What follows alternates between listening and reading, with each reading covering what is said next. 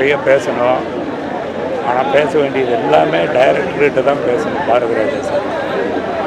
இப்போ அவர் இல்லாமல் அவரை பற்றி பேசுகிறதுங்கிறது பெரிய துர்பாக்கியமான சூழ்நிலை தான் எனக்கு.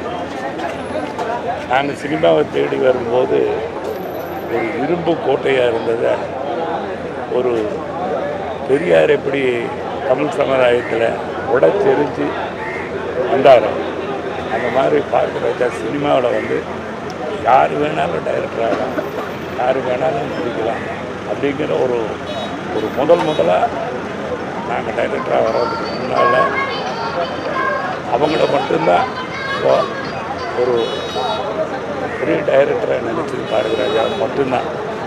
நான்லாம் அவர்கிட்ட என்னுடைய நண்பர் பாக்யராஜ் அவர் கூட ஒர்க் பண்ணார்.